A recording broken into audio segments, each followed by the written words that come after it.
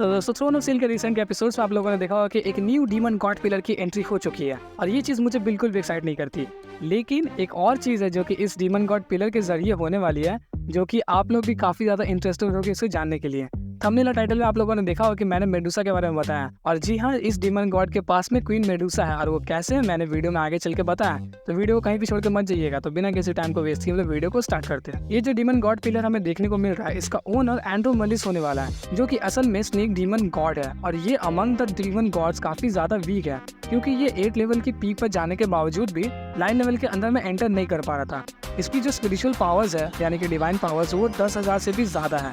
लेकिन फिर भी ये अमंग द डीमन गॉड्स काफी ज्यादा वीक है, क्योंकि ये लेवल 9 के अंदर में एंटर नहीं कर पाया। और ये हमेशा पगलाया पड़ा रहता है कि जैसे तैसे करके ये लेवल 9 में एंटर कर जाए, जिस वजह से ये कई सारी रिसोर्सेज की खोज में हमेशा लगा हुआ रहता है। और आप लोगों के मन में एक सवाल आ रहा होगा कि अगर ये इतना ज़्यादा वीक है तो आखिर इसको डीमन गॉड पिलर की इनहेरिटेंस कैसे मिल गई। असल में इसके पास ना एक अपना पूरा एक मेजर क्लैन है, जिस वजह से इसकी जो रेपुटेशन है अमंग द डीमन गॉड्स काफ़ी ज़्यादा बढ़ जाती है। और यही कारण है कि इन लोगों ने इसे इनहेरिटेंस दे दिया। तो डोंगर्स के अकॉर्डिंग द डीमन गॉड एंड्रोमेलिस को स्वैम्प ऑफ ग्लूम के बारे में पता चलता है, जहाँ पर बोआ किंग एक काफी बड़े ट्रेजर को काफी दिनों से प्रोटेक्ट करके रखा था, और इससे उस ट्रेजर को पाने की लालच मन में बैठ जाती है। अब ये स्वैम्प ऑफ ग्लूम के अंदर में एंटर करता है, और स्वैम्प ऑफ ग्लूम कोई छोटी मोटी जगह नहीं थी, काफी खतरनाक जगह थी। वहाँ पे कई सारे मैजिकल बीस्ट पाए जाते हैं जो कि काफी हद तक पावरफुल है और पॉइजनस भी है।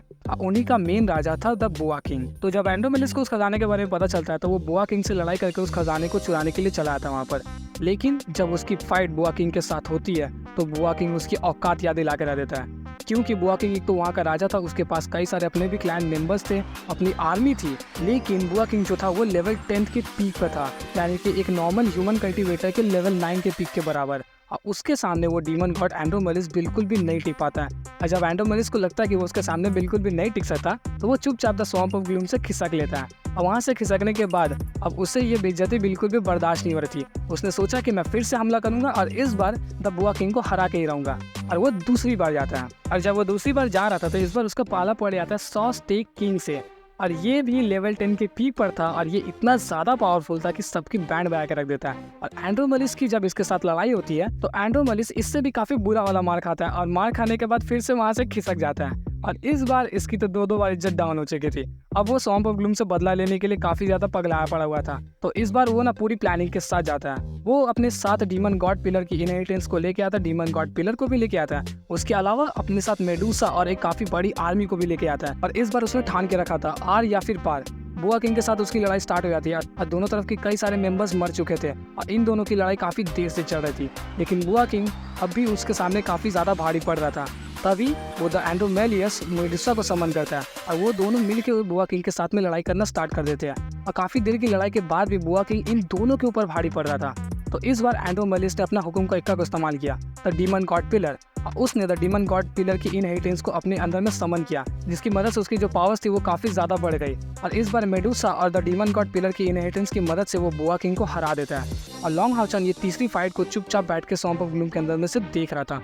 और जैसे ही वो देखता है कि बोआ किंग हार चुका है और ये दोनों बिल्कुल थके हुए हैं, तो लॉन्ग हाउचन उस मौके का फायदा उठाते हुए वो वहाँ पर हमला कर देता है। और हमला करते ही सबसे पहले जाकर मेडुसा को मार देता है, जिसके बाद वो गार्डियन नंबर 11 और 12 की मदद से एंड्रोमेलिस को भी हराने में सफल हो जाता है। और अब स्वैम्प ऑफ ग्लूम पूरी तरीके से खाली हो चुका था। डोंगर्स के अंदर में हम लोगों को कुछ इंटरेस्टिंग देखने को नहीं मिलता। उन लोगों ने उन दोनों फाइट, यानी कि जो बोआ किंग के साथ पहली फाइट हुई थी और दूसरी फाइट जो सी स्टेक किंग के साथ हुई थी, उसे नहीं शो किया। डायरेक्टली उन लोगों ने थर्ड फाइट पर पहुंचा, और जैसा मैंने बताया बिल्कुल वैसे ही देखने को मिलता है। और एंड्रोमेलिस के मरने के बाद ही सभी टीम मेंबर्स बोल रहे थे कि कभी भी किसी ने डीमन गॉड पिलर को डिस्ट्रॉय नहीं किया। तभी हाउवी के सटकती और वो जाके वहाँ पे उस डीमन गॉड पिलर को पूरी तरीके से बर्बाद कर देता है। बर्बाद करने के बाद लॉन्ग हाउचन और उसकी टीम उस गुफा के अंदर में एंटर करती है, तो उन्हें वहाँ पे वो ट्रेजर दिख जाता है, जो कि एक तरीके का स्नेल था, और काफ़ी सालों से वो वहाँ पे पड़ा हुआ है, जिसको अगर कोई भी यूज़ करे तो शायद उसकी पावर्स बढ़ सकती थी। मैंने इसके बाद के चैप्टर्स को नहीं पढ़ा कि क्या हुआ, और दैट्स इट, क्योंकि मैं इस वीडियो के अंदर में सिर्फ डीमन गॉड और मेडुसा के बारे में बताने वाला था। तो आज की इस वीडियो को मैं यहीं ख़त्म करता हूँ। तो मिलते हैं आपसे एक और न्यू इंटरेस्टिंग वीडियो के साथ, तब तक के लिए गुड बाय।